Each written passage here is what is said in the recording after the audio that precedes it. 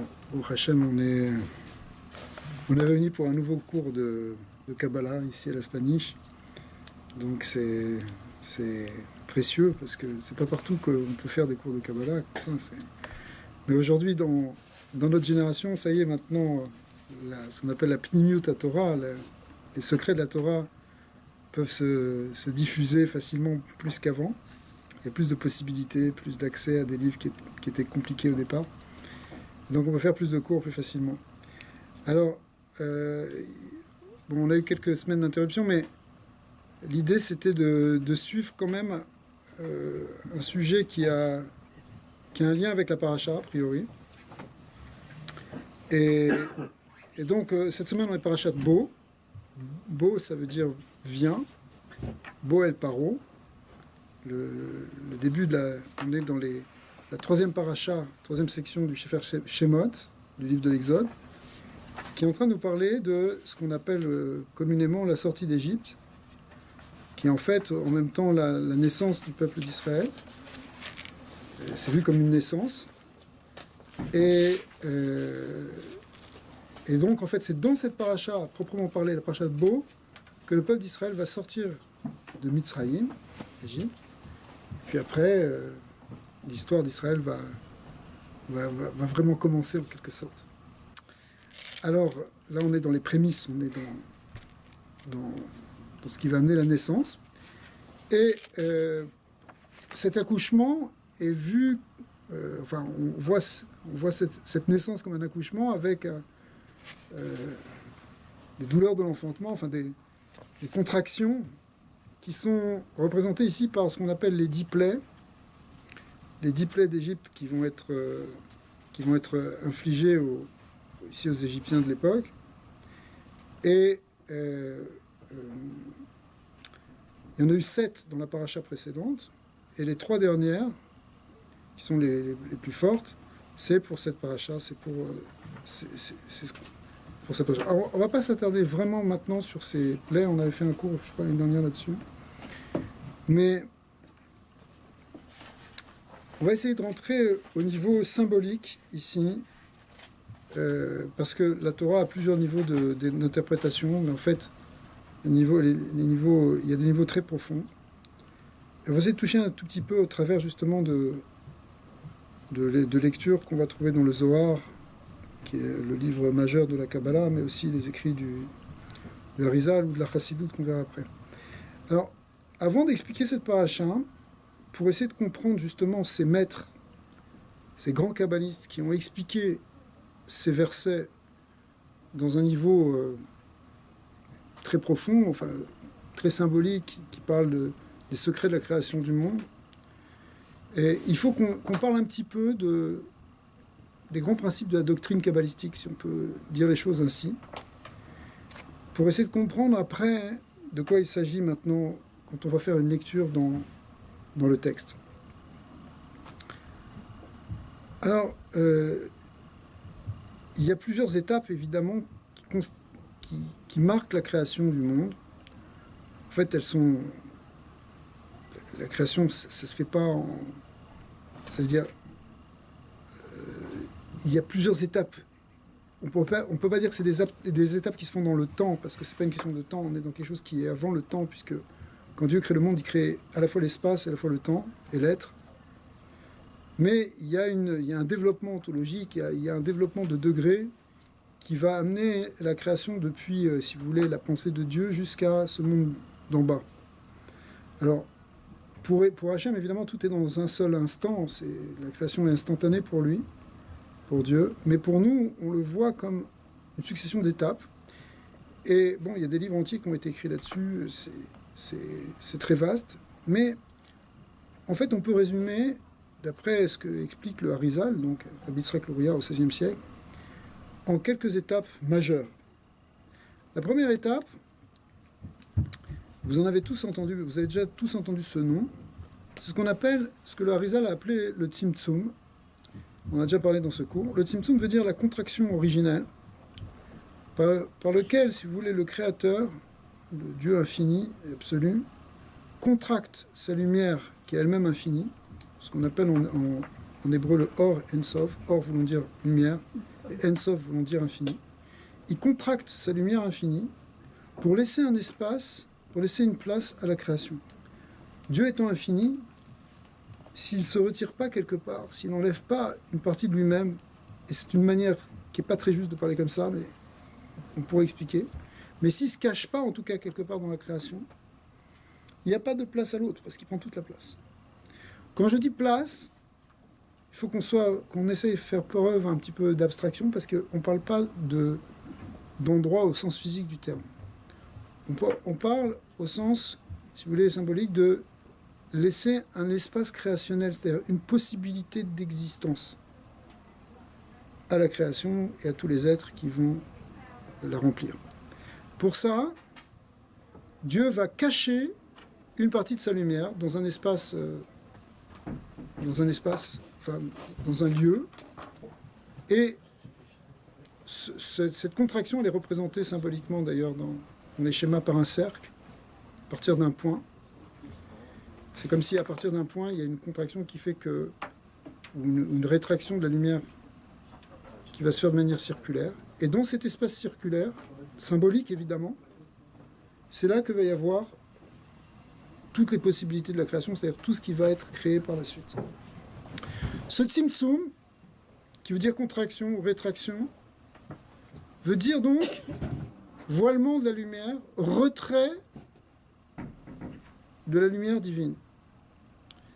En fait, cet espace n'est pas complètement vacant, il reste une trace de lumière infinie. Je résume un peu rapidement la doctrine.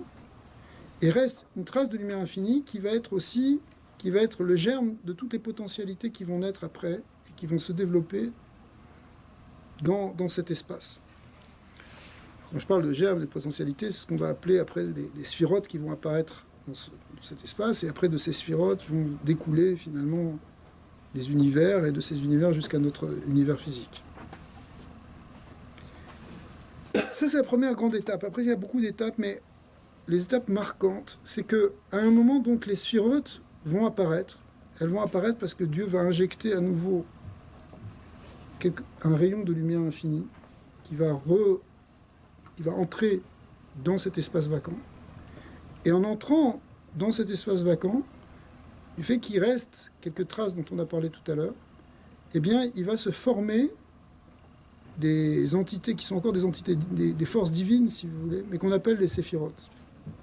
Les séphirotes, ce n'est pas quelque chose, vous avez tous entendu parler de ce mot, puisque vous êtes intéressé par la Kabbalah. Une séphira au singulier, ça ne veut pas dire quelque chose qui est créé. C'est pas que Dieu n'a pas créé les séphirotes. On est au niveau de l'émanation, c'est-à-dire on est en train de parler de dévoilement de forces divines qui apparaissent au départ donc dans cet espace. Mais c'est des aspects de Dieu, en quelque sorte. Et par ces sphirotes, on compte en général 10 sphirotes, mais en fait, elles se subdivisent de manière assez complexe. À partir de ces 10 sphirotes, vont être générés les mondes, c'est-à-dire les mondes créés. Et là, on rentrera dans la création, avec des mondes spirituels, des mondes intermédiaires, des mondes physiques. Et vont être créés et vont être dirigés, ces mondes. Les sphirotes servent, c'est les forces par lesquelles que Dieu utilise pour créer le monde et pour diriger le monde.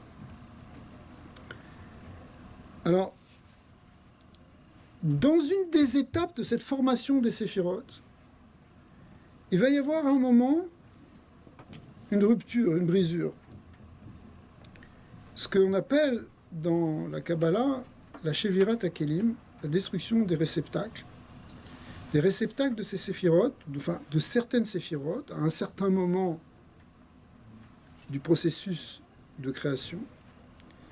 Et ces séphirotes, qui sont constitués de lumière et de réceptacles qui permettent de dévoiler cette lumière, la lumière venant justement de ce rayon infini qui rentre à nouveau, et ces réceptacles qui se forment à partir des résidus qui sont dans cet espace vacant, eh bien, il y a un moment, il y a une étape où il y a une brisure des réceptacles, comme une lumière qui est trop forte et qui casse le réceptacle, et qui crée après une période et un moment de chaos, qu'on appelle dans la Torah le Tohu Vabohu, et Bohu, Tohu Vabohu.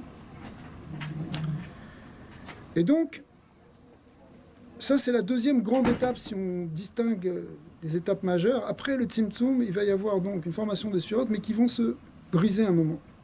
Et puis, il y aura une troisième grande étape qui va être une forme de réparation de ces sphirotes. Elles vont être réagencées, réparées, restructurées. Il va y avoir des nouvelles lumières qui vont rentrer dans le monde, enfin dans ce monde des sphirotes, pour les réparer. C'est ce qu'on appelle, dans le langage de la Kabbalah, le tikkun. Tikkun voulant dire réparation, voulant dire aussi arrangement. On arrange les choses sont arrangées, pour permettre d'avoir un monde qui sera dirigé de manière équilibrée, structurée, et que ce monde puisse avoir un maintien, qu'on ne soit pas dans un chaos. Le monde dans lequel on vit, nous, est dirigé par ces séphirotes qui viennent de ce qu'on appelle le tikkun, de la réparation. Et donc, c'est ce qui permet d'avoir un monde qui tient à peu près, qui tient quand même, non? D'accord? Ouais, on a pu s'asseoir ce soir, d'accord? Donc ça veut dire que le monde n'est pas complètement chaotique. Pourquoi je dis pas complètement et pourquoi on sourit sur ça? Parce que quand vous dites réparation, et regardez bien parce que là on touche un des points importants, quand on dit réparation de quelque chose qui est endommagé, qui est brisé. Effectivement, les premiers réceptacles, les premières sphirotes ont été cassées. Donc finalement, quand on répare, on va jouer avec deux choses. Avec, d'une part, une force de réparation, de maintien, qui va permettre de structurer, d'équilibrer. Mais d'un autre côté, il y a une force de chaos qui était là antérieurement, si vous voulez, à cette réparation, et qui s'oppose à ce maintien. Quand on veut réparer, on répare quelque chose qui est épars, qui est éparpillé, qui est divisé, qui est séparé, qui vient, si vous voulez, du principe de la séparation et de la dispersion. Alors qu'on est en train, au contraire, maintenant, d'unifier. C'est pour ça qu'effectivement, ce monde, même si c'est un monde de tikkun, de réparation, en même temps, il peut y avoir des destructions.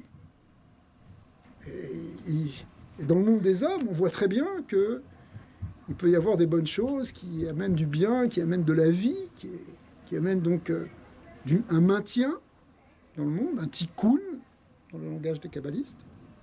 Mais en même temps, il peut y avoir des forces de destruction, de haine, de violence, de disparition, de séparation. Il y a la condition existentielle elle-même est vécue avec des peines et des destructions, et jusqu'à la mort, quoi. Qui relève de ce principe de la séparation et de la coupure. Mais en même temps, il y a le principe de vie, qui est au contraire le principe d'unification et de réparation. Et on joue finalement avec les deux. D'ailleurs, si vous voulez, la Torah, quand on fait des mitzvot, quand on fait des bonnes actions, on fait pencher le monde vers sa réparation. Alors que quand on fait des choses mauvaises, quand on fait du mal, eh bien, on amène le monde vers sa destruction. On le fait tendre vers ce pôle chaotique. D'accord? Donc, c'est ça tout l'enjeu qu'il y a entre les forces du bien et du mal. C'est-à-dire que le mal, finalement, détruit le monde. C'est ça sa nature. La nature du mal, c'est justement d'amener cette séparation, d'amener cette destruction. Alors que la nature du bien, c'est d'amener la réparation, le maintien et la vie. Et derrière la vie, même l'éternité. D'accord. Alors, tout ça, évidemment, c'est des grandes choses. C'est un modèle on le résume en 5 minutes, alors que c'est le sujet d'une étude très très profonde, et il y a énormément de sous-étapes dans tout ça, comme vous pouvez imaginer.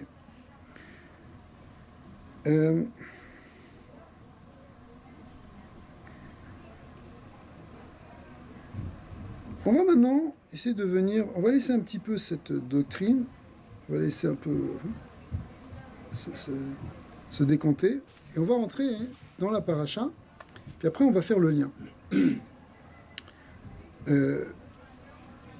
Au début, les premiers versets dit « Vayama Hashem el Moshe, Bo el Paro, vient chez Paro. Paro, ça veut dire pharaon, d'accord? Donc l'empereur d'Égypte, le roi despotique de l'Égypte, mais on ne va pas aborder vraiment ce soir en termes politiques de l'époque ou quelque chose comme ça. C'est pas. On va essayer de comprendre qu'est-ce que représente Paro. Et Kiani irbati et libo, j'ai littéralement alourdi son cœur. Vetlev avadav et le cœur de ses serviteurs. Les man sheti ototai et les bekirbo. Alors, juste on va faire une parenthèse parce que ce verset, il suscite nécessairement une question, puisque c'est un verset qui se répète à diverses reprises après chaque plaie qui a frappé l'Égypte, qui a frappé le Pharaon. C'est qu'après ça, Dieu dit, je vais endurcir son cœur. Et effectivement, alors que quelques minutes avant, le Pharaon disait, je vais vous faire ce que vous voulez, mais priez pour que cette plaie s'arrête. Et puis immédiatement, dès que la plaie s'arrête, à nouveau, il dit non, il n'est pas question, vous n'allez pas sortir. Je ne peux pas céder. Et pourquoi il ne peut pas céder? Pourquoi il ne peut pas sortir? Pourquoi il ne nous laisse pas sortir? C'est parce que Dieu lui endurcit son cœur. Alors d'un certain côté, on pourrait dire, mais c'est pas juste, le pauvre. S'il lui endurcit son cœur et qu'à cause de ça, il se bute, alors il va se prendre encore un coup, il va y avoir encore une plaie. Donc c'est pas très, très juste. Alors la réponse, une des réponses qui est connue, c'est que, d'abord, le texte dit parce que comme ça les miracles de Dieu vont apparaître encore plus, mais malgré tout on pourrait se dire c'est peut-être pas très juste, mais en fait c'est que normalement après une plaie on perd le libre arbitre. Pourquoi on perd le libre arbitre? Parce que quand tu as pris un tel coup, tu dis oui, tu renonces, tu t'annules, c'est plus le moment de te battre. Mais c'est pour ça que ici Dieu redonne en quelque sorte un courage, il lui alourdit son cœur, il donne une force à son cœur pour que effectivement ce soit à nouveau 50-50 pour Paro. Il a la force et maintenant il se dit non, ça vaut pas le coup, je peux pas les laisser partir, j'ai besoin d'eux, etc. Et donc il revient dans quelque chose qui est de l'ordre du libre arbitre. D'accord? Où il peut choisir entre les garder ou les rejeter. Et il choisit, comme il a fait son choix dès le départ d'être du côté négatif, alors il choisit de les garder et de s'obstiner en quelque sorte. Donc le fait qu'il s'obstine, c'est pas parce que Hachem directement lui a endurci son cœur, c'est parce que le fait qu'il ait endurci son cœur, ça lui laisse la possibilité de s'obstiner. Ouais. Alors, le Zohar, c'est le commentaire sur la Torah, qui est le grand commentaire qui est attribué à Rabbi Shimon Bar Yochai, qui a vécu il y a presque 2000 ans. Les premiers manuscrits du Zohar sont apparus au XIIIe siècle en Espagne, mais la raison en est que après que Rabbi Shimon et ses élèves aient écrit le Zohar, ils l'ont caché. Ils l'ont enterré, ils l'ont caché, il a disparu, parce que le temps n'était pas encore à la révélation de ses secrets. Ce n'est qu'après, plus tard au Moyen-Âge, que ces écrits sont apparus. Comment ils sont apparus? C'est un mystère, enfin, c'est plus ou moins un mystère. Disons que il y a eu des révélations qui se sont faites d'en haut, comme on le voit même après, plus tard, au XVIIIe siècle, avec le Ramchal, Rabbi Moshe Chaim Luzzatto, qui a reçu lui-même un second Zohar, qui a été dicté par des anges et par des grandes âmes. Donc il y a plusieurs manières de transmettre la Kabbalah. C'est pas simplement on est dans quelque chose qui ne se transmet pas simplement et forcément de manière, si vous voulez, ordinaire, mais il y a des manières plus profondes de transmettre la connaissance. En tout cas, ce Zohar, c'est l'œuvre majeure de la Kabbalah, et ça c'est incontesté, si vous voulez, dans le milieu des kabbalistes. Alors, les grands kabbalistes ont tous, sans hésitation, affirmé que cet enseignement venait de la source de Rabbi Shimon Bar Yochai au IIe siècle. Alors, le Zohar dit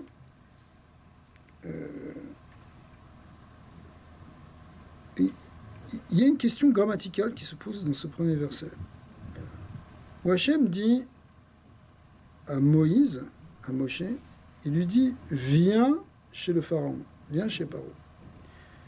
Alors, en hébreu ou même en français, on ne devrait pas dire « viens », mais on devrait dire « va » chez Paro. Quand tu dis « viens », ça veut dire que tu te trouves là-bas. Je te dis « viens ici », ça veut dire que je suis là. Enfin, je suis ici. Mais si je te dis « va », c'est pour aller dans un autre endroit. C'est évident. Alors, le Zohar dit que pourquoi Dieu lui a parlé comme ça? Parce que même Moïse avait peur d'aller chez le Pharaon. Pourquoi il avait peur d'aller chez le Pharaon? Parce que c'est pas la première fois qu'il y va, puisqu'il est allé plusieurs fois avant. Mais la tension était évidemment bien montée depuis. Mais la raison profonde, elle est... Le Zohar explique toujours, donc de manière plus ésotérique, il dit que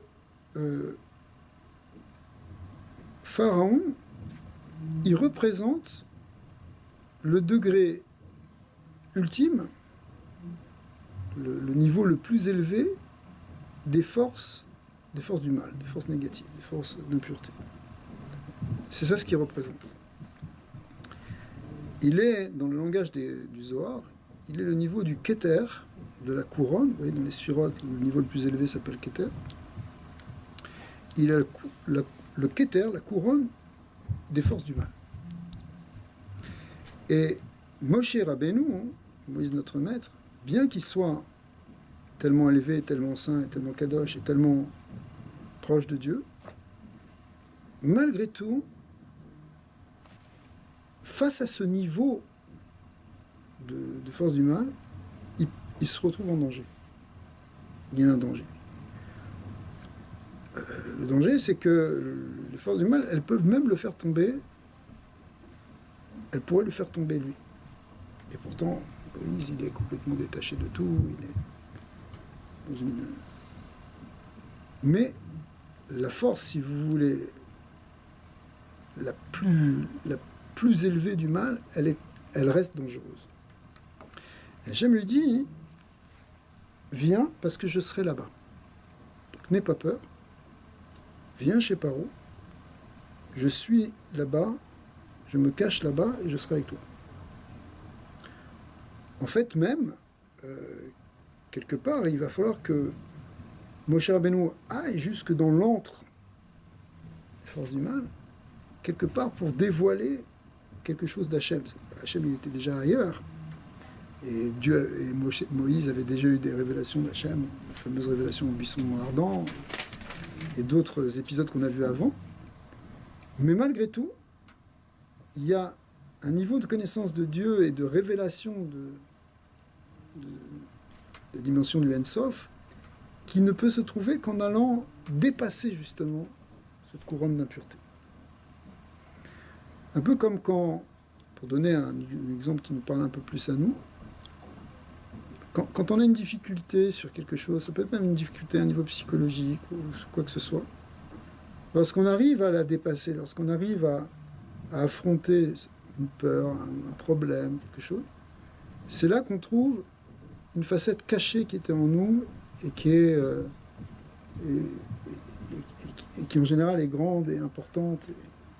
C'est dans l'endroit où on était faible. Si on arrive à affronter ça, c'est pas toujours facile, mais c'est là qu'en fait, on arrive à révéler une lumière qui est en nous. C'est une manière de parler, évidemment. D'accord.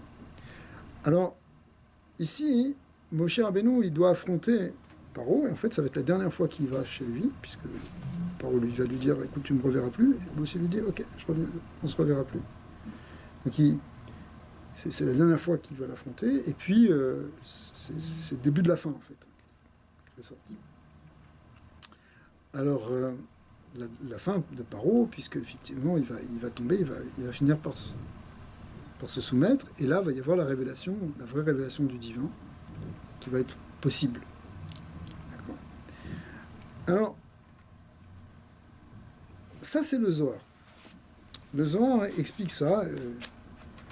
d'une manière claire. Maintenant, le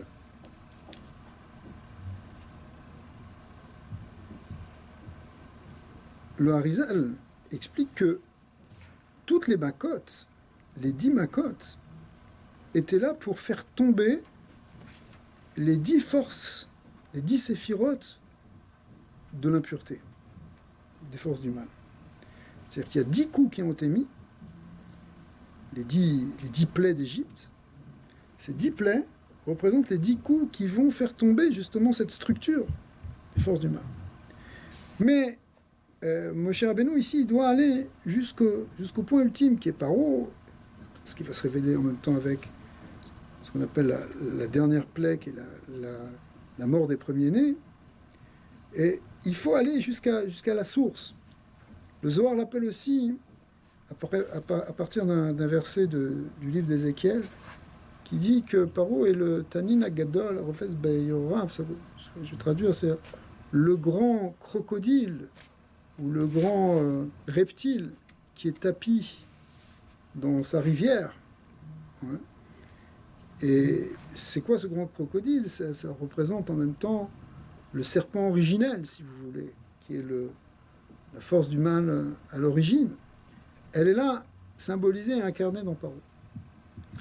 Et donc, il faut que ce serpent tombe, s'efface, pour laisser place, au contraire, à la présence divine. C'est pour ça que la dernière plaie, qui va être celle des premiers-nés, on va revenir là-dessus peut-être après, vont disparaître, c'est là que le dévoilement de la Shekhinah se fait. Lorsque la source première des forces du mal, finalement, elle tombe, c'est là que la lumière se révèle. Alors, on va revenir maintenant à ce qu'on a dit tout à l'heure sur la Kabbalah, en expliquant ces versets selon maintenant l'interprétation qu'en donne Rabbi Nachman de Breslev, qui lui est venu un peu plus tard au XVIIIe siècle, mais qui évidemment, tous ces enseignements s'enracinent dans le Zohar et dans les écrits du Harizal. Donc lui, c'est un des maîtres du courant de la Chassidoute, courant chassidique. Et il explique la chose suivante. Il dit, il y a en hébreu un mot qui vient peut-être du grec, mais qu'on pourrait traduire par l'idée d'hérésie. J'aime pas tellement ce mot parce qu'il y a tellement de connotations négatives. Mais en hébreu, ça se dit apikorsut, qui veut dire quand tout d'un coup on déforme ou on falsifie en quelque sorte la parole de la Torah. Et il explique qu'il y a deux sortes d'hérésie. Alors, excusez-moi pour ce mot parce que vraiment ça va pas, mais j'ai pas trouvé d'autres mots encore vraiment pour traduire. Il dit, il y a deux sortes d'hérésie, deux sortes d'apikorsut. Une apikorsut qui est celle, de manière générale, celle qu'on appelle celle de l'idolâtrie. L'idolâtrie, et il y a toutes sortes de formes d'idolâtrie. Bon, dans l'Antiquité, c'était quelque chose de très courant. Encore des cultes idolâtres de toutes sortes. Ça vient justement c'est une forme d'apikorsut, une forme d'hérésie par rapport à la Torah, par rapport à la connaissance du Dieu unique et de sa volonté. D'accord ? Et ça, c'est le premier type d'apikorsut. Et puis, d'hérésie. Il y a une deuxième hérésie dans laquelle on va un cran plus loin, parce que un peu plus loin que l'idolâtrie, c'est un peu plus grave à la limite. C'est que dans l'idolâtrie, on sait qu'il y a des forces, on dit qu'il y a des dieux, on dit qu'il y a des demi-dieux, est-ce que vous voulez. Mais les idolâtres, en général, considèrent que derrière ces dieux, il y a forcément un dieu des dieux. Comme dit le Zohar, Elakad et Alakaya, un dieu des dieux. Donc, il y a une erreur, c'est de croire qu'il y a des dieux indépendants et qui se révoltent, etc. Mais on reste encore avec une certaine conscience du divin. Alors que le deuxième niveau d'apikorsut, d'hérésie, qui va plus loin, c'est dans lequel il n'y a plus du tout de conscience de Dieu. Il n'y a plus de divin. On voit le monde dans un monde complètement athée. Il n'y a plus du tout de conscience de sacré, de divin, de divinité. Alors, écoutez bien maintenant, parce que c'est là qu'il fait intervenir la notion de Kabbalah dont on a parlé tout à l'heure. Il dit, le premier niveau d'apikorsut, d'hérésie, il trouve sa source dans le chaos dont on a parlé tout à l'heure, qui venait de la destruction des fûts, des réceptacles des séphirotes. Parce qu'il y a eu cette destruction, alors on a dit que c'est encore là, quelque part dans la création, qu'on lutte contre ça avec le tikkun, mais puisqu'il y a eu cette destruction, qu'il y a eu cette force de chaos, c'est ça qui explique, c'est ça qui est la source du fait que l'humanité est tombée à des moments dans des cultes idolâtres et dans des mélanges et dans des confusions, finalement des formes d'erreurs spirituelles dans la compréhension. On mélange un peu tout, on voit les choses. D'accord ?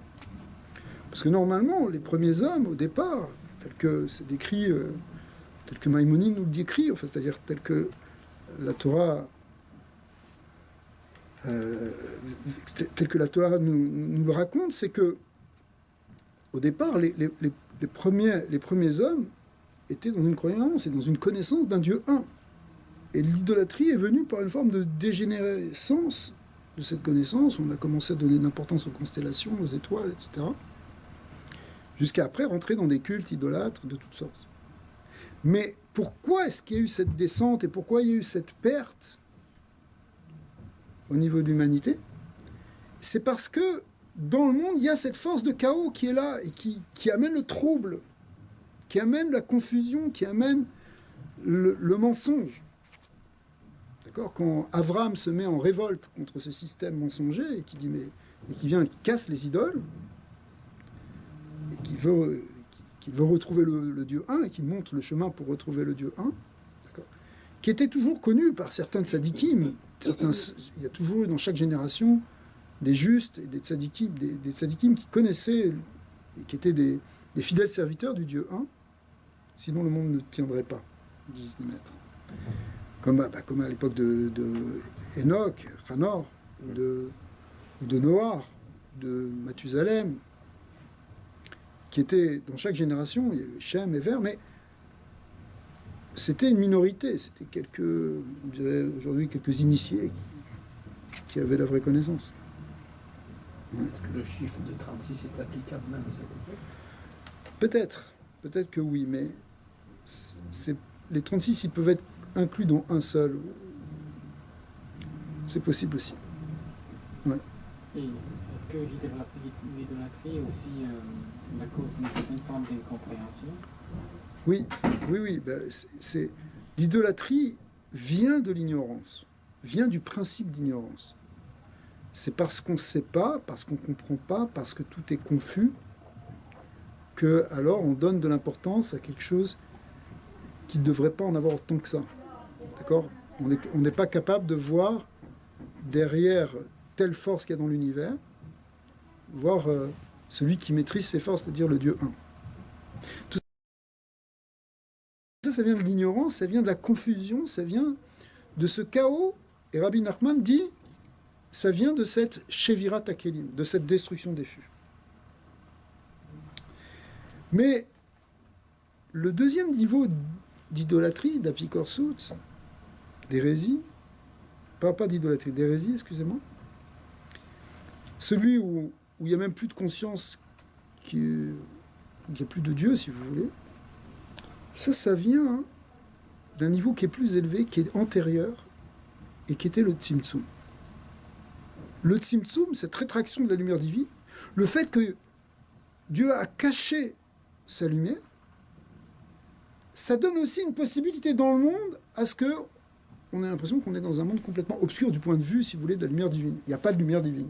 On peut voir le monde sans la lumière de Dieu, parce que il y a une étape où cette lumière divine est cachée. Donc c'est ça la racine, si vous voulez. Le principe de l'absence, il est dans le Tzimtzum. Nous, ce qu'on sait, on l'a répété maintes fois, enfin, c'est les maîtres qui nous l'ont répété maintes fois, que le but de la création, c'est d'amener la présence de Dieu à se révéler dans ce monde, ce qu'on appelle la Shekhinah. Mais si on doit faire un effort pour amener la présence divine à se révéler, je dis à se révéler parce qu'en fait, elle est là, mais elle est cachée. Mais si on doit amener cette présence dans ce monde d'une manière ou d'une autre, c'est que si on fait rien, on est dans une sorte d'absence de Dieu ou de voile de Dieu. Donc pourquoi il y a des gens qui sont arrivés à un moment, à un point où on dit mais non, Dieu ne peut pas exister, c'est pas possible. D'accord ? C'est parce que dans l'univers, il y a aussi le principe de l'absence, ou plus exactement, pour être plus précis, du voile, puisque en fait Hachem est là, mais on ne le voit pas. D'accord ? Alors, ce que nous dit Rabbi Nachman, c'est que ce niveau d'hérésie où on ne voit plus du tout de divin, où il n'y a plus rien, donc on vit comme des...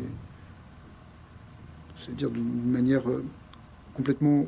On ne voit plus que, si vous voulez, que l'univers physique, bon, même s'il y a une dimension psychologique, etc. Mais en tout cas, il n'y a plus cette dimension réellement spirituelle et divine. Et ça, c'est un niveau qui est plus embêtant, qui est plus grave. C'est plus grave. Pourquoi c'est plus grave ? Parce que c'est plus grave que l'idolâtrie. Alors vous allez me dire, mais non, il vaut mieux être athée qu'être idolâtre. Oui, on peut le comprendre d'une certaine manière. Mais d'un autre côté, non, parce que il y a ici quelque chose qui est plus difficile, si vous voulez, à réparer, en quelque sorte. Quand je dis réparer, quand quelqu'un il est arrivé dans un niveau de doute complet, ce qu'on appelle le doute, c'est-à-dire en fait, il croit dans l'absence, enfin, il croit justement dans cette négation du divin, c'est plus difficile on peut pas le ramener par la parole, on peut pas le ramener de manière intellectuelle, on peut pas l'amener à voir de manière intellectuelle. Il croit pas. Moi, je crois pas, il n'y a rien. Quelqu'un qui est dans une croyance, mais dans cette croyance, il y a des choses qui sont fausses, on peut essayer de discuter, d'argumenter, de dire, regarde, ce point-là, je peux te prouver que ce point, il est faux dans ta croyance. C'est pas comme ça que... On peut prouver, si tu veux. Dans l'idolâtrie, on peut prouver pourquoi une force idolâtre, pourquoi le système idolâtre est faux. Mais, et ça peut se comprendre. Au contraire, si quelqu'un il cherche vraiment... tu peux avoir un idolâtre sincère, en quelque sorte. Enfin, tout le monde peut être sincère, mais on peut arriver à corriger les choses. Bon, aujourd'hui, l'idolâtrie, ça ne nous donne pas beaucoup d'idées, parce qu'on n'a pas l'impression qu'on vit dans un monde d'idolâtrie, ce qui n'était pas le cas à l'époque de l'Égypte, puisque en pleine Antiquité, et puis en Égypte, alors là, on peut dire que c'était le moment où l'idolâtrie était la plus forte, parce que c'est possible que dans des périodes beaucoup plus anciennes, c'était beaucoup moins idolâtre en Égypte, puisque effectivement on considère que les premières générations ne l'étaient pas, d'accord ? Mais ici, on est arrivé à un tel niveau de dégénérescence en quelque sorte, avec un paro qui se prend pour un dieu, avec des statues partout, avec des représentations, le fameux agneau de Pessar, l'agneau pascal qui va être sacrifié ici, il y avait des représentations du bélier qui étaient partout dans cette époque-là en Égypte, d'accord ? C'était vraiment ça représentait la force, Dieu, la tête, enfin beaucoup de choses, ce que représentait le bélier. C'est pour ça que quand il a été sacrifié, c'était aussi une manière de couper avec l'idolâtrie égyptienne. Alors qu'aujourd'hui, on vit plus tellement c'est plus tellement ce problème-là qui est en jeu. C'est plus le problème, effectivement, de l'autre,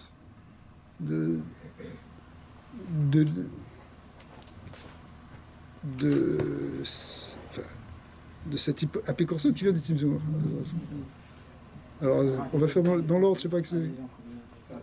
Juste comme au fond, genre maintenant, avec juste toi, avec les personnes qui sont athées, c'est quel? Au fond, c'est qu'ils se prennent pour Dieu comme pharaons, donc il y a juste des pharaons, il n'y a plus de C'est gens. possible, je sais pas si c'est vraiment qu'on se prend pour Dieu. On peut être... Tu peux avoir, par exemple, tu as des gens qui ont eu des expériences très très dures dans leur vie. Et disent, si un Dieu qui est là et qui crée le monde pour faire souffrir comme ça, moi je peux pas croire dans ce Dieu-là. Donc, c'est pas qu'ils se prennent pour Dieu, c'est qu'ils n'arrivent pas à voir Hachem. C'est pas évident. Pour arriver à voir Hachem dans sa vie, il faut parfois avoir beaucoup de, on a déjà parlé, beaucoup de émouna, beaucoup de confiance en lui. D'accord. Des fois, il faut avoir la foi et l'émouna, même si justement on voit exactement le contraire. Donc, c'est pas exactement ça. C'est plutôt que, justement, c'est quelqu'un qui voit plus la lumière. Tu vois ? Il est dans cette obscurité qui vient à l'origine parce qu'il y a eu une rétraction de la lumière. Est-ce que son cœur est endurci, comme on dit, là, finalement ? Un petit peu comme ça, mais disons que nous, ce que va développer Rabbi Nachman, après je te laisse, excuse-moi. Ce que va développer Rabbi Nachman, c'est que on ne peut plus vraiment toucher quelqu'un qui est dans ce niveau-là par l'intellect, comme on disait tout à l'heure, mais ça va être plus par une forme, ce qu'il appelle une forme de mélodie. C'est-à-dire que c'est la musique, mais bon, la musique, c'est pas simplement enfin, toi tu es musicien, donc tu sais ce que c'est. La musique, par exemple, la musique chassidique, la musique sacrée, etc. Il y a quelque chose qui peut, la musique divine en quelque sorte, qui peut toucher la neshama, qui peut réveiller. Il faut toucher, il faut parler maintenant avec un autre langage. Il faut parler à l'essence de l'être. Et ça, on va la réveiller avec quelque chose qui est au-delà, effectivement, de la parole. Tu vois ? Donc, parce que Rabbi Nachman, lui, il n'est pas en train de critiquer ou de dire du mal des gens. En fait, il est en train de faire un constat de ce qui se passe et qu'est-ce qu'on peut faire pour ça, pour amener ce tikkun, cette réparation. La troisième chose dont on a parlé. Vas-y, le final. Vas-y. Je pense que c'était plus ou moins quelques mots pour résumer ma pensée. J'étais au niveau parenté de l'idolâtrie, je disais, des fois, c'est difficile d'expliquer. L'idolâtrie, quand on idolâtre quelque chose, il y a déjà derrière même le fait d'adorer un objet, un instrument, la reconnaissance d'un être suprême. Il y a déjà ça. En niant l'existence de l'être suprême, on reconnaît son existence. Peut-être ce qui vient, c'est peut-être du monde à belle idolâtrie, c'est peut-être cette forme d'ignorance que vous avez dit, cette incapacité à voir au-delà, peut-être des choses physiques. Oui, c'est ça. Dans tous les cas, c'est un processus d'ignorance. C'est-à-dire d'ignorance, mais pas au sens savoir connaître des livres, mais de compréhension de vérité fondamentale, si tu veux. Parce qu'on veut le décrire, c'est parce que je pense que ce qui pousse tout le monde des fois à idolâtrer, on veut le définir, on veut définir cet être, on veut lui donner une certaine forme. Oui, absolument. C'est l'idée de se faire des représentations, effectivement. Effectivement. Je pense que c'est peut-être ce qui Ma pousse question. des personnes des bons parleurs qui poussent des autres personnes à l'idolâtrie, sont des personnes qui, je pense, adoraient peut-être la lune. Et les personnes qui adorent la lune, comme dans le passé, on a connu du monde. Ou en Égypte, le soleil, par exemple. Le soleil. Et ces personnes, ils savent que l'humain étant incapable d'atteindre ce niveau, l'utilise pour pouvoir oui, c'est pour avoir un pouvoir, c'est pour avoir une connaissance, c'est pour avoir quelque chose. Il y avait plusieurs. Tu sais, des cultes idolâtres, il y en a eu des milliers, des millions peut-être même. Donc, c'est sûr qu'à chaque fois, c'est. Et puis de diverses sortes. Certains pour avoir du pouvoir, certains pour avoir la connaissance, certains pourraient avoir l'éternité, certains pourraient avoir toutes sortes d'approches, des approches plus matérialistes, plus spiritualistes dans l'idolâtrie. Mais tout ça, si tu veux, il y a encore une reconnaissance qu'il y a quelque chose. Alors que dans ce qui vient du Tzimtzum, où il y a une absence, c'est qu'on ne croit plus en rien. En tout cas, on ne croit plus en rien de sacré et de divin. J'ai une question, mais j'hésite de la poser, mais je pense que je me dois de la poser, parce que je pense que c'est une question peut-être un peu hérétique. Ben, on est dans le sujet, alors Voilà, tu peux y aller. justement. Alors moi, je me pose la question, depuis le temps des temps, que l'homme a toujours ce besoin de croire en une certaine force. Que ce soit de l'idolâtrie, que ce soit un seul Dieu, à 2 dieux, à 3, à des crocodiles, à un bélier. Il a ce besoin de croire en quelque chose. Et je me pose la question, bon, c'est peut-être parce que Dieu nous l'a dit, mais je regarde par exemple le monde animal, les animaux, les oiseaux, les poissons qui vivent dans les océans et les mers. Ils naissent, ils vivent, ils existent, mais ils ne croient en rien. Ils ne se cassent pas la tête, en quoi ils doivent croire. Alors pourquoi est-ce que l'homme, l'être humain, a ce besoin de croire en quoi que ce soit?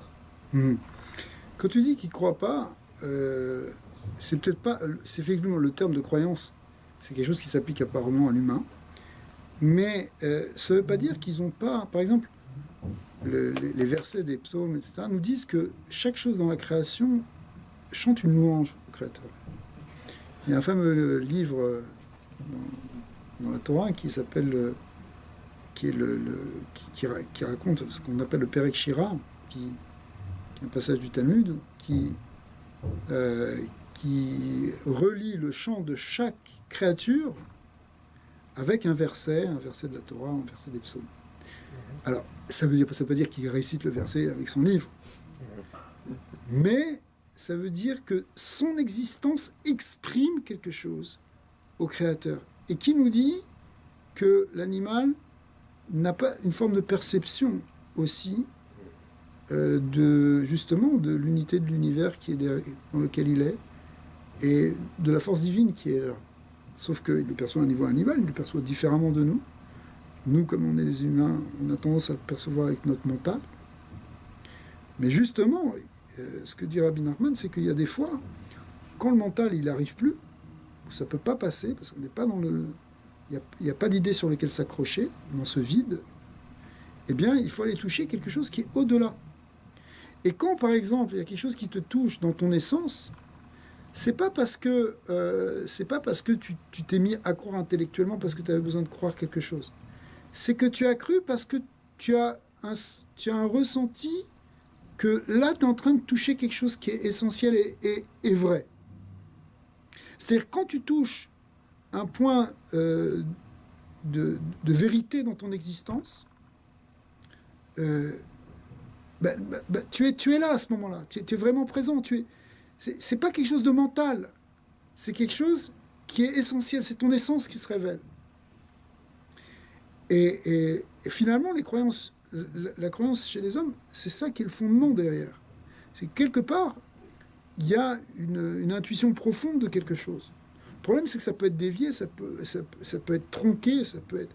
Tu parlais tout à l'heure des gens qui peuvent même amener les autres dans la Vodazara, dans l'idolâtrie. Et effectivement, il y a des versets entiers de la Torah qui sont là en train de nous prévenir de gens qui risqueraient de nous amener à un culte idolâtre. Et ce sont nos pensées philosophiques. Oui, mais ça veut dire des gens... Tu peux penser peut-être que des animaux, des fois, les animaux n'ont pas un âme ou un esprit, ou peut-être des plantes, tous n'ont pas un âme ou un esprit. Mais non, ils ont pas la même âme que les hommes. exactement pas la même. Mais ils ont une âme. Il y a une âme animale, il y a une âme végétale, il y a une âme minérale. Parce que si on va peut-être au Japon, la pensée, la vision, la philosophie est totalement différente. Oui. Si on va dans une autre région du monde, c'est pareil. Ça varie d'une région à l'autre. Elle est totalement différente dans la forme. Mais lorsqu'on touche des points qui sont plus profonds, justement qui sont derrière l'idolâtrie qu'il pourrait y avoir à droite ou à gauche, eh bien, finalement, on retrouve justement cette essence qui qui vient depuis, qui était là depuis Adam Arishon, depuis le premier Adam. Les Japonais aussi, puisque tu prends leur exemple, au fond, il y a une recherche. Peut-être qu'il y a des cultes qui peuvent nous apparaître comme certains cultes qui peuvent être semblés idolâtres dans certains cas, dans certaines régions, dans certaines choses. Mais au fond, il y a derrière, dans l'essence de l'homme, il y a un vrai désir de trouver l'unité et la recherche de l'infini. Maintenant, après, comment on fait, etc. Alors, c'est sûr qu'aussi, il y a des cultures qui sont différentes, et donc il y a des langages qui sont différents, et donc il y a des approches qui sont différentes. Mais ce qu'il y a, c'est que la Torah est venue, quand la Torah est venue, elle a amené cette conscience d'essayer, enfin, d'arriver à ne se tourner vers le Dieu un, et que le Dieu un directement. Après, on trouve ça aussi ailleurs, parce que finalement, c'était ça ce qu'il y avait au départ. Ouais. Mais la Torah est venue donner un langage, bon, elle parlait au peuple d'Israël, et parlait aussi aux nations, puisque les 7 mitzvot, elles ont été renouvelées ou elles ont été affirmées au mont Sinaï au moment du don de la Torah. Donc, comme étant une parole de Dieu pour nous amener justement à cette relation avec ce Dieu un et infini. Je peux rebondir sur quelque chose? Oui, oui. En fait, pour répondre à ce qu'il disait, c'est comme, tu sais, là, d'après mon point de vue, comme la différence entre les animaux et les humains, déjà, un exemple, c'est les animaux qui sont de nature, qui vivent en groupe, vont toujours vivre en groupe. On va voir un animal qui vit en groupe d'habitude, qui va devenir un solitaire, et pas le contraire non plus. Qu'un animal solitaire ne va pas devenir un animal de groupe, mais, par exemple, pour les êtres humains, quelque chose qui est comme inné en nous, c'est l'amour de la mère. Donc tous les enfants de la terre vont aimer leur mère naturellement, même si elles ne les aiment pas leur enfant, mais ça va être comme inné en eux. Ça, c'est la même chose, on ne peut pas le trouver dans tous les types d'animaux, donc c'est pas quelque chose qui est spécifique aux êtres vivants, mais comme naturellement, il y a des choses qui sont comme déjà programmées en nous, sans doute. C'est comme la chair de poule. Dans toute création. C'est ça exactement. Donc il y a des choses qui sont comme qui nous passent, puis que, exemple, on n'a pas besoin d'aller qu'on ait l'information pour aller pour y penser, des choses qui peuvent comme. C'est comme comment il s'appelle? Einstein, c'est celui d'avant Newton. C'est comme le fait qu'il tombe sur la tête et qu'il pense à tellement de choses qui viennent après. C'est comme si c'était une réaction. Je ne sais pas comment m'exprimer. Mais c'est pas pour penser à ça, je te réponds. Ok. J'ai une petite question. Tout à l'heure, on parlait des grands sages d'antan, pré-idolâtrie. Est-ce que Melchisédek, ce serait Oui, ce oui. personnage-là? Oui, Melchisédek, c'est effectivement, il est lui-même, la tradition dit qu'il est lui-même Shem, le fils de Noé, l'un des 3 fils de Noé. Et Melchisédek est présenté dans la Torah comme d'abord Melchisédek, le roi de justice, Meler Shalem, le roi de Jérusalem, mais en même temps le roi du Shalom, et Kohen Lael Elion, le prêtre du Dieu suprême.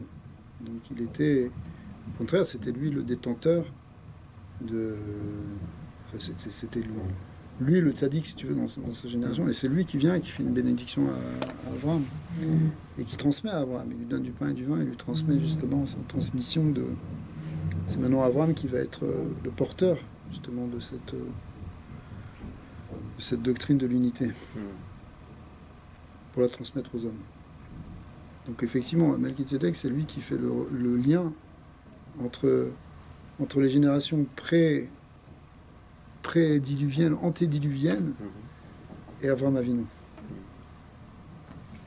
C'est un personnage très important en fait. Ouais. Alors, en fait, si vous voulez, à l'époque de Paro, les sciences, les sciences qui étaient souvent mêlées avec l'idolâtrie, mais elles étaient, c'était les sciences occultes qu'il y avait à l'époque, c'est-à-dire la magie, la divination, l'astrologie, la chimie, enfin des choses comme ça. Et les 10 plaies, les 10 makotes, sont venus en quelque sorte montrer que derrière toute cette science, en fait, il y a un Dieu unique qui dirige tout, qui contrôle tout. Hein. Alors, effectivement, par exemple, quand le premier signe, c'est que le bâton de Moïse il se transforme en serpent, et puis alors les Khartoumé Paro, les sages de Paro, les magiciens font la même chose, mais le bâton de Aaron, enfin de Moïse, va venir et avaler les serpents pour montrer que, en fait, on va maintenant montrer quelque chose qui est au-delà de tout ça. Alors, un des grands cultes idolâtres en Égypte, c'était, puisqu'il y en avait plein, c'était, on adorait le Nil. Ouais, aussi. On adorait le Nil, parce que le Nil en Égypte, c'est ça toute la richesse, en fait. C'est, exactement. L'Égypte, elle est seulement autour du Nil, en fin de compte. Après, c'est le désert. Et donc, montrer que l'eau, elle peut être transformée en sang, c'était une manière pour Moïse et pour Hachem de montrer que en fait, c'est Akadosh Baruch Hu qui dirige ce que vous croyez que c'est votre Dieu, mais c'est Dieu. Alors, ça, les magiciens étaient capables encore de le faire. Ils ont réussi à le faire, pas aussi bien, parce que quand Moïse frappait de l'eau, même quand c'était pas dans le Nil, même dans un arbre, ça devenait du sang. Et puis, la deuxième plaie, qui était la plaie des grenouilles, ils ont réussi aussi à peu près à le faire. Ouais. Mais, donc les grenouilles, c'est aussi des animaux, et, enfin, il y a beaucoup de choses que ça représente. Mais quand ils sont arrivés à la troisième plaie, c'était une plaie faite de vermine, enfin des espèces de poux, des choses comme ça, des petits insectes tout petits. La Torah nous dit que Aaron a pris une poignée de poussière et l'a jetée dans le ciel et s'est transformé en vermine qui est venue déranger les Égyptiens. Et bien quand les sages de Pharaon, les scientifiques de l'époque, ont essayé de faire ça, ils n'y arrivaient pas. Pourquoi ? Et Rashi, enfin, les maîtres nous disent que la magie n'est pas capable de faire quelque chose qui est plus petit qu'un grain d'orge. Ça veut dire, le grain d'orge, ça représente des choses aussi, mais l'idée, c'est qu'il y a un niveau peut-être d'infiniment petit qui n'était pas maîtrisé par cette science-là. Et enfin, il y a un niveau que cette science a des limites. Et Akadosh Baruch Hu, ici, pour se révéler, il va montrer les limites de ces sciences, de ces doctrines qui sous-tendaient en même temps, qui étaient, si vous voulez, qui permettaient de justifier l'idolâtrie en même temps. Parce que derrière, si vous voulez, on parle de croyance, mais derrière une croyance, il y a aussi une connaissance. Il y a une science qui vient supporter une croyance. Pourquoi, par rapport à la paracha d'avant et la paracha Bo, pourquoi il y a une scission entre 7 plaies et puis dans celle-là, il y en a 3? Pourquoi c'était 3? Alors, ça correspond à la séparation classique qu'il y a dans les séphirotes. Les séphirotes, elles sont séparées en 2 groupes. Les 3 premières, qu'ici on voit en second, mais qui sont les 3 plus élevées, et puis les 7 inférieures. Les 3 premières correspondent à ce qu'on appelle les 3 parties du cerveau. Chochma, Bina, Da'at, le côté du cerveau droit, le côté gauche, et le centre, le cervelet, ou si vous voulez, ce qu'on appelle le Da'at. Ce sont l'aspect intellectuel qu'il y a dans les séphirotes, alors que les 7 sphérotes inférieures sont au niveau du corps. Elles correspondent symboliquement, évidemment, au corps. Et donc aussi, on les appelle aussi dans l'homme les attributs émotionnels. Donc il y a les attributs intellectuels et les attributs émotionnels qui sont Chesed, Gvura, Tiferet, etc. Alors, les 7 premières, elles sont dans la parasha de Vayera. Et d'ailleurs, puisque les kabbalistes trouvent toujours des chiffres un peu partout, Vayera, ça commence par les 2 lettres Vav et Aleph, Va et Ra. Vav et Aleph, ça fait 6 et 1, en Gematria, ça fait 7. Alors que les 2 lettres de Bo c'est Bet, Aleph, Bet c'est 2 et Aleph c'est 1, ça fait 3. Il y a une allusion même dans ça. Alors, donc maintenant, dans les 3 dernières plaies, puisque tu as raison de montrer cette différence, c'est effectivement la klipa, l'écorce, les forces négatives de la bina, ensuite de la chorma, et ensuite finalement du keter qui vont devoir tomber. Bina, chorma et keter, des niveaux des forces du mal qui doivent tomber. Et la première de ces 3 dernières, c'est la première de ces parachas en tout cas, c'est la plaie des sauterelles.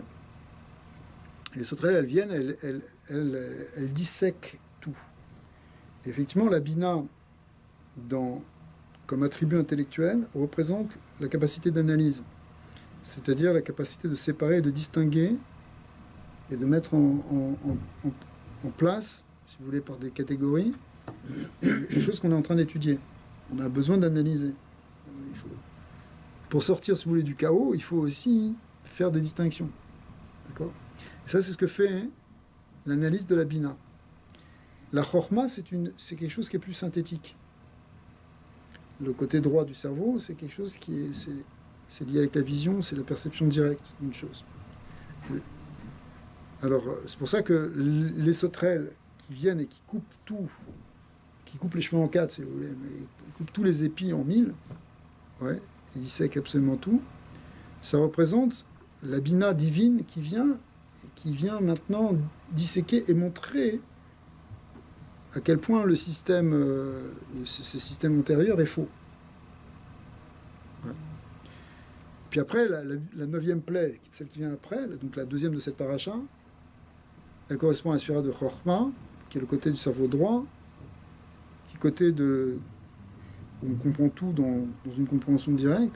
Et bien là, ça va se traduire pour les Égyptiens par ce qu'on appelle le rocher, par une ténèbre, par des ténèbres. Parce que vous croyez votre lumière, en fait, elle est ténébreuse. Comme on voit aussi, on a déjà parlé de ça à Hanouka, que même pour les Grecs, qui étaient ceux qui amenaient la lumière dans le monde, en fait, les maîtres le voient comme une force de ténèbres. Ça s'appelle Rocher. D'accord ? Alors que le texte nous dit que pour les Béné Israël, au contraire, ils étaient en pleine lumière. Pendant qu'il y avait des ténèbres, pour les Égyptiens, il y avait une lumière pour les Béné Israël. C'est-à-dire que la lumière, elle peut aveugler ou elle peut dévoiler, ça dépend comment on voit. Mais ça, c'est la chorma. Donc, la chorma, c'est pour arriver à ça, ça passe aussi par ce qu'on appelle... je ne vais pas développer maintenant ça, mais c'est une notion de bitoul. Mais en tout cas, il y a une idée ici que dans toutes ces makotes, qu'elles viennent...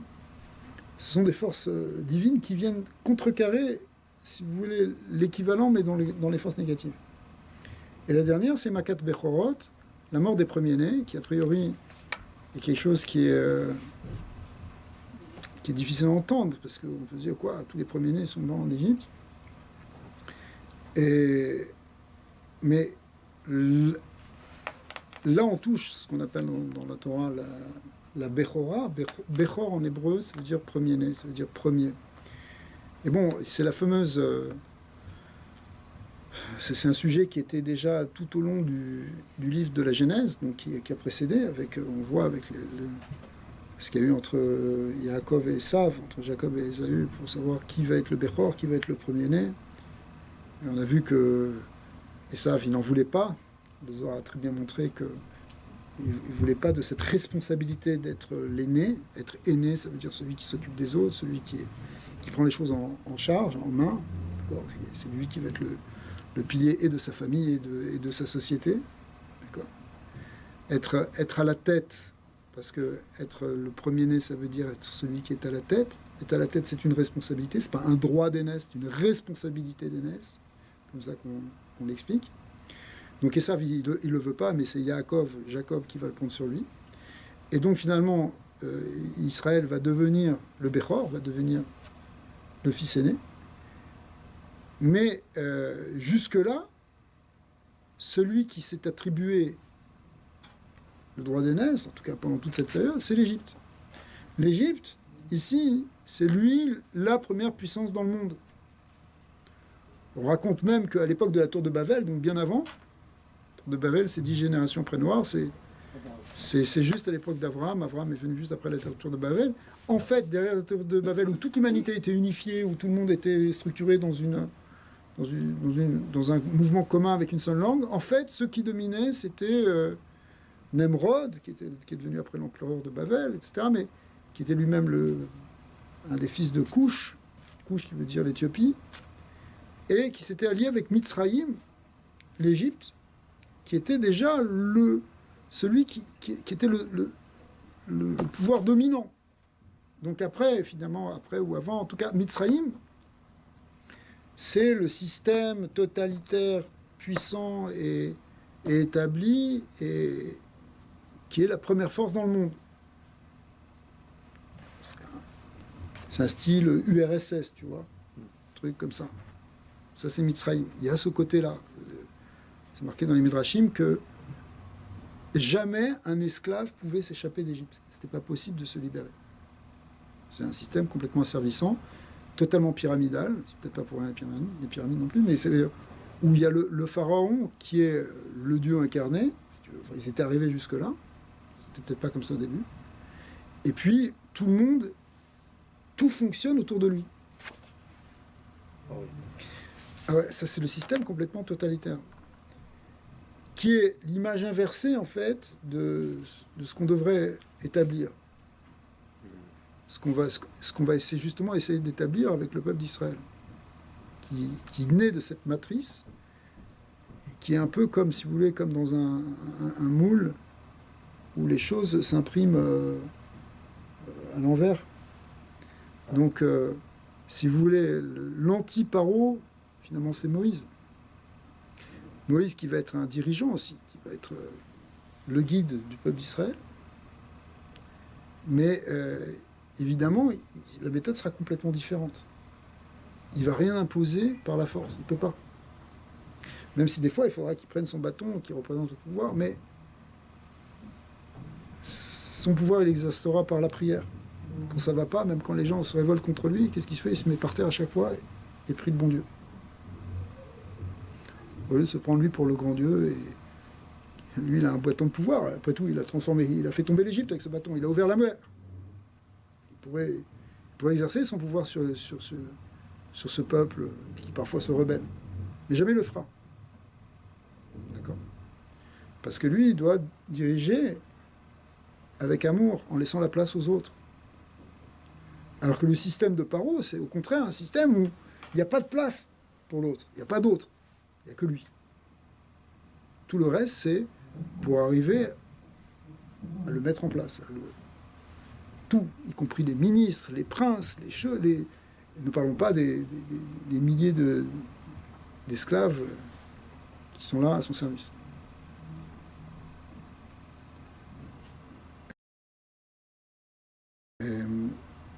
Alors, pour revenir à l'idée, c'est que cette Bechora, cette idée d'être à la tête, eh bien, il doit y avoir un transfert maintenant.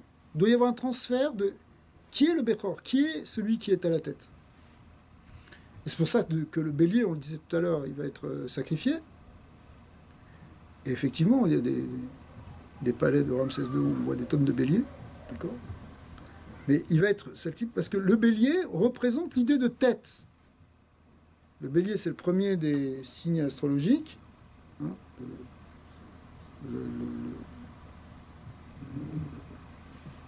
le Sefer Yetzira dit que le mois de Nissan, c'est-à-dire c'est le mois du printemps, correspond grosso modo à fin mars, avril.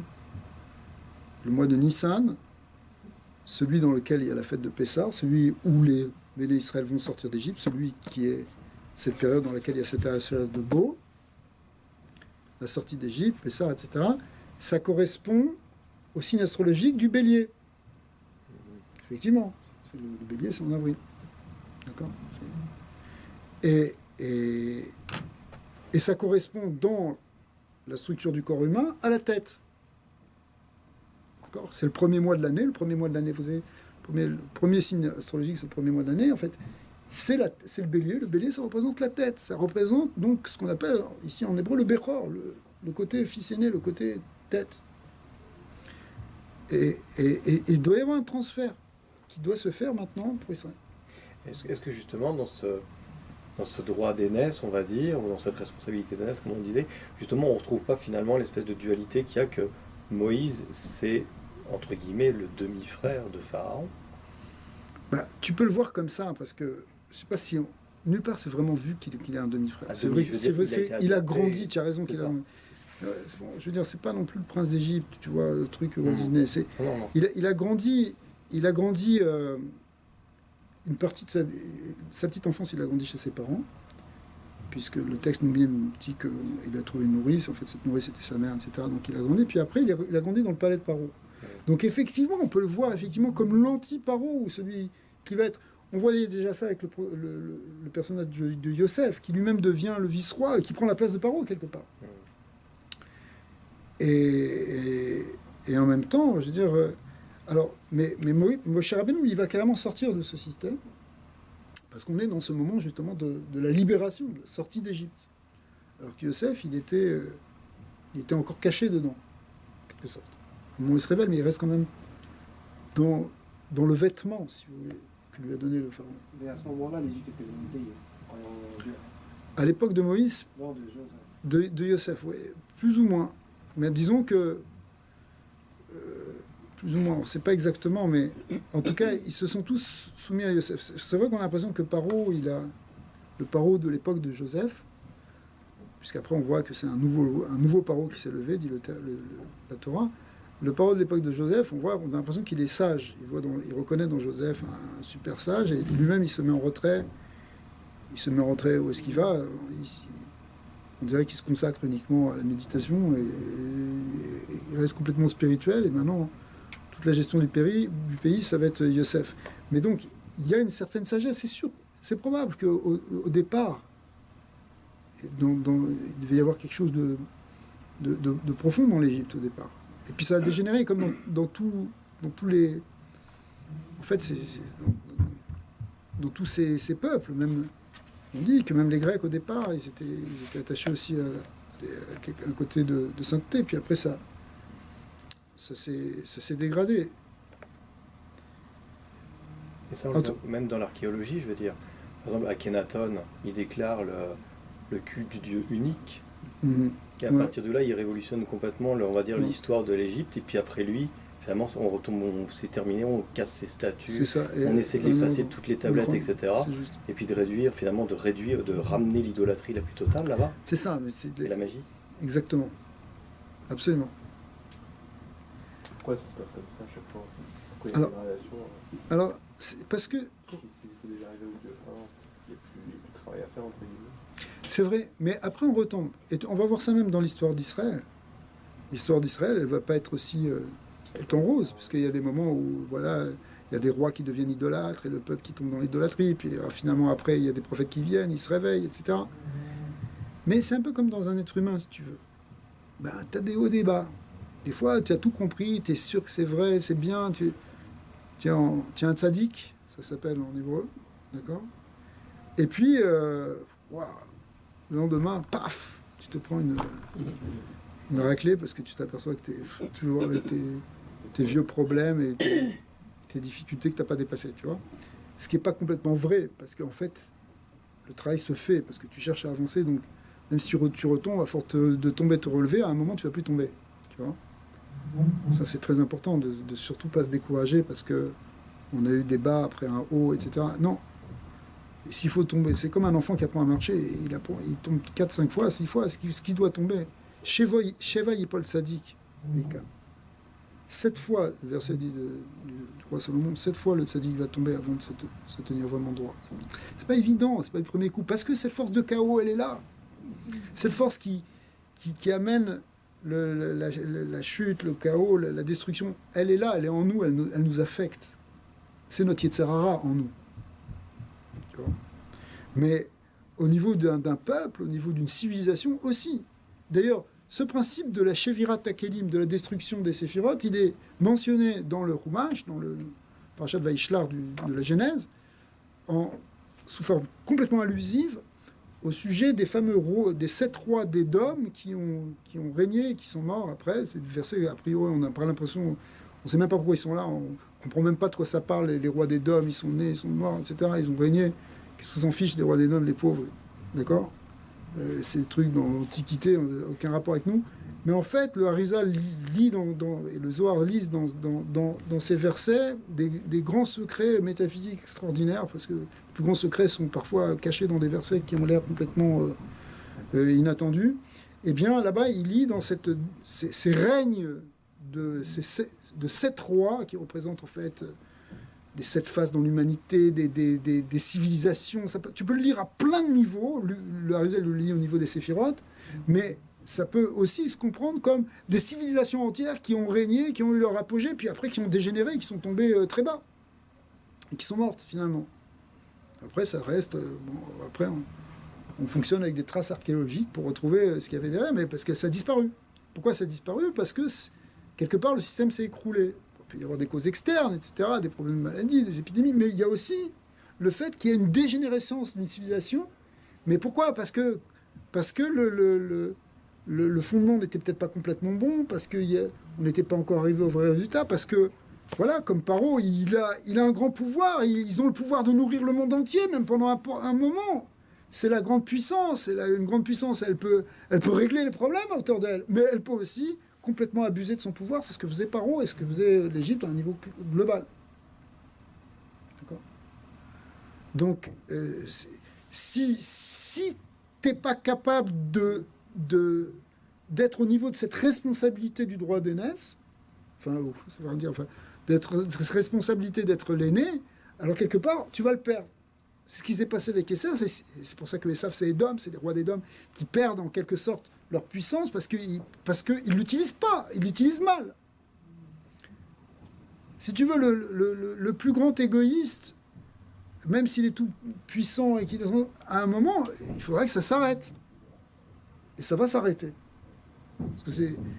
Bon, il y a des raisons profondes aussi, parce qu'en fait, c'est symboliquement, dans la Kabbalah, on dit il veut prendre trop de lumière, il veut garder la lumière pour lui au lieu de la redistribuer. Donc au bout d'un moment, ça éclate. C'est ça que c'est la salle HVR-Atakin. Il y a trop de lumière, ça crée un court-circuit, il y a trop de force. Mais si tu redonnes ce que tu reçois, qui est dans le partage, dans l'amour, c'est ça l'idée d'amour, et non pas le côté de prendre, c'est justement... c'est ça qui amène la vie. Au lieu de prendre les choses pour toi, tu les reçois, mais tu les redonnes. Donc tu deviens un circuit qui alimente la vie. Et donc, à ce moment-là, il n'y a plus de mort. Ouais. C'est comme le verset « aime ton prochain comme toi-même ». C'est comme s'il disait « apprends à t'aimer ». Tu as bien appris à t'aimer. Ok, ben, comme tu t'aimes, aime ton prochain. Voilà, il faut que tu t'aimes toi, il faut que tu aimes ton prochain. Mais l'idée, effectivement, c'est encore une autre notion qui est très importante, ce que tu dis ici. C'est l'idée aussi de trouver des choses positives en nous et de s'apprécier et de s'aimer.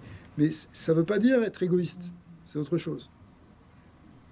Mais l'altruisme dans lequel tu redonnes, ça fait partie de ce monde de tikkun, d'arrangement. Le tikkun olam, l'arrangement du monde, ça vient par le don.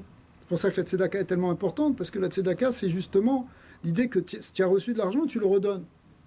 Ça peut être pas forcément de l'argent, ça peut être aussi du temps, ça peut être un sourire, ça peut être de l'aide. C'est une idée d'étape de circuler, alors que le rachat, si tu veux, le mécréant, le méchant, c'est celui qui veut prendre et pas redonner. Donc c'est le système de Paro. Donc à un moment, ça implose ou ça explose. Ça dépend comment on voit les choses. Sans faire de politique, tout à l'heure on disait que l'Égypte représentait un peu une sorte d'URSS, c'est-à-dire un système pyramidal avec son secrétaire général du parti et des frontières partout. Quelque part, on pourrait dire que l'anti-ça, c'est un peu, je dirais, peut-être un système d'autogestion façon kibbutz, enfin je dis ça. Genre où on laisserait passer les choses. C'est ce qu'ils ont voulu faire, mais le kibbutz, finalement, c'était aussi un peu un système communiste. Au départ, ça venait de ça. Parce qu'il y a toujours... s'il y a l'État qui contrôle... Ouais, c'est ça. Le kibbutz, c'est une résultante du sauf-cause, au départ. Mais il y a des côtés positifs aussi. Mais en tout cas, si tu veux, dans toutes les époques, tu as toujours eu des systèmes totalitaires, brutaux, etc. Le prototype, c'est la tour de Babel. Mais, puisque finalement, toute l'humanité, elle est verrouillée. En fait, c'est ça, hein, si on regarde bien les versets là-bas, c'est ça que ça représente. C'est pas un système où tout le monde est uni, tout le monde, où c'est la paix entre les nations. C'est pas ça, l'histoire de la tour de Babel. C'est réuni par la force. Hein. C'est réuni par la force. Comme, voilà, l'URSS, c'est le bon exemple, parce que tu as des pays qui sont en Asie, presque près de la Chine, mais tout le monde devait parler russe, tout le monde devait faire ça, etc. Le Kazakhstan, le Kurdistan, etc. C'est pas des pays russes au départ, ça n'a rien à voir. Mais ça a été dominé par les Russes, etc. On a imposé la langue, on a imposé la culture, on a imposé le truc. Donc tout le monde est rentré sous la même, tout le monde finissait par parler une même langue. D'accord ? Tu vas en Ukraine maintenant, aujourd'hui les gens commencent à reparler ukrainien. Pourtant l'Ukraine c'est vraiment juste à côté de la Russie. Mais dans les pays plus lointains, ça n'avait rien à voir. C'est simplement qu'il y avait une domination russe. Donc tout le monde parlait la même langue, tout le monde croyait le même truc, il y avait les mêmes portraits de Staline partout, etc. Et cet équilibre sera identique quand nous serons en mesure d'aller sur Mars, parce que ça va venir, ça aussi. D'aller sur Mars ? Oui. Ouais, bon courage, tu veux y aller Il y a pas de beaucoup retour. de recherches qui se font. Oui, je sais, il y a beaucoup de recherches qui se font, mais... Je veux dire, si l'humain est capable de Oui, certains parce temps que de c'est... vie sur Mars, comment cela va pouvoir influencer sur l'équilibre du monde actuel dans lequel on vit? Je sais pas, ça fait partie... Tous les documentaires que j'ai regardés jusqu'à aujourd'hui sur l'état de la planète disent toujours que le monde est équilibré, peu importe les actions de l'homme. Ils sont interconnectés. Ben, on voit bien que... La nature finit toujours par se rééquilibrer, pareil. Oui, plus ou moins, parce que... Déjà de notre dimension et qu'on va sur une autre Alors il faut qu'on arrête de nous casser les... Tu as raison, mais alors il faut qu'on arrête de nous casser les pieds avec les histoires de réchauffement planétaire, etc. Puisque... D'ailleurs ici, on serait pour le réchauffement, non ? Bah oui, il y a un petit problème. Non, mais ça veut dire... La Kabbalah parle beaucoup de ça. Mais elle explique que l'homme est au centre de la création, en tout cas au centre de la création, et que quand l'homme dévie, spirituellement même, il amène un déséquilibre dans les forces de l'univers. Alors, les physiciens ne le comprennent peut-être pas forcément parce qu'ils s'occupent que de l'aspect physique des choses, mais la Kabbalah qui s'occupe aussi de l'aspect spirituel des choses, elle voit que, effectivement, c'est ce que la Torah nous dit qu'à l'époque du Maboul, le Maboul c'est le déluge, à l'époque du déluge, l'homme avait dévoyé sa nature, donc c'était des relations interdites de toutes sortes, mais les animaux aussi. Ouais, toute la terre était remplie de ça. Pourquoi ? Pourquoi les animaux avaient changé leur nature ? Pourquoi il y a un dysfonctionnement dans le règne animal ? Eh bien, c'est parce qu'il y avait un dysfonctionnement dans le règne humain. Il y a une influence, tout est lié. Tu vois ? Tout est lié dans la création. Et l'homme, il est l'axe central de cette création. Et l'âme de l'homme, c'est le pilier sur lequel tourne le monde. Et lorsque ce pilier dévie, eh bien, c'est tout qui dévie. Tu vois ? Alors bon, aujourd'hui, on ne pense pas à ça parce que, bon, on va arrêter le cours ici, mais juste pour finir là-dessus, c'est que, effectivement, alors, on ne voit pas le côté... les sciences aujourd'hui, si vous voulez, c'est pas les sciences c'est plus la magie et l'alchimie, etc. C'est la physique, la biologie, les sciences modernes. Et effectivement, elles ont tendance aussi, naturellement, on pourrait dire, à cacher le côté du divin, puisqu'elles ne s'occupent que de la zone matérielle. D'accord ? Mais justement, la Géoula, la grande sortie, non plus d'Égypte, mais la sortie de tous les exils, l'exil de l'humanité qui est là depuis le début, qui est l'idée de Mashiach. Dans Mashiach, en fin de compte, il y a un dévoilement de la connaissance qui fait que même ces sciences-là, elles vont reconnaître en quelque sorte, elles vont intégrer cette notion du divin. Comme les Égyptiens qui, à un moment, ils ont dit ça c'est le doigt de Dieu. Après, finalement, Paro, il a dit Hachem ou Hatzadi, qu'il a reconnu. Il doit y avoir une reconnaissance dans le monde, justement, des vérités. Alors, comment on va le faire ? C'est justement en dépassant cet apicorsout qui vient du Tzimtzum, c'est-à-dire en amenant en amenant cette connaissance d'Hachem qui va se propager d'une manière beaucoup plus profonde encore, que simplement d'un point de vue intellectuel. Du Comment ça se fait que les vases ont éclaté? Non, mais c'était voulu. C'était voulu par Hachem. Il y a une raison positive dans la destruction des fûts. Sûrement. La raison positive, elle est que pour que le monde puisse exister d'une manière apparemment indépendante, il faut qu'il y ait une cassure. Tant que le monde, ou l'homme, ou les créatures, ou le monde en tout cas, l'univers, est encore dans sa matrice, comme un bébé dans le ventre de sa mère, il est pris en charge. Il est complètement pris en charge, il est encore en état, si tu veux, embryonnaire. Mais pour qu'il puisse qu'il y ait une naissance, il faut qu'il y ait une cassure. D'ailleurs, dans une naissance, il y a une cassure, il y a une coupure d'un cordon ombilical, il y a une déchirure d'un placenta, il y a une ouverture qui se fait. Et bien, la Shvirat HaKelim, c'est ce qui permet, si tu veux, bon, ça passe par une forme un peu violente de destruction, mais c'est ce qui permet de séparer pour que l'univers se détache de sa matrice divine, pour qu'il puisse apparaître comme tel. Alors, avec le problème que ça pose, c'est qu'on peut se dire, mais alors finalement, il est déconnecté, finalement, aussi de la chaîne. Mais, en réalité, non. C'est ce qui va lui permettre de grandir, et finalement, d'arriver à un monde qui va être lui-même un réceptacle, après construit et réparé, pour recevoir la lumière de Dieu, tout en existant. Finalement, si tu veux, pour le dire en termes beaucoup plus simples, on va devenir des hommes adultes qui seront des vraies créatures, des vrais hommes, pas fondus, on n'est pas des anges fondus dans la lumière de Dieu, mais en même temps, on est dans une vraie relation avec Hachem. C'est comme si c'était nous les vases.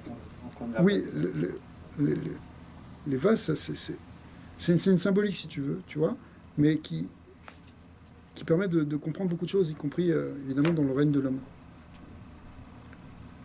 Bon, Abonat Hachem, la semaine prochaine, si tu veux. C'est ça? On peut parler de l'horaire, s'il vous plaît? Oui, l'horaire. Ok. Comme vous voyez, ce soir, il y a un mariage. Amen.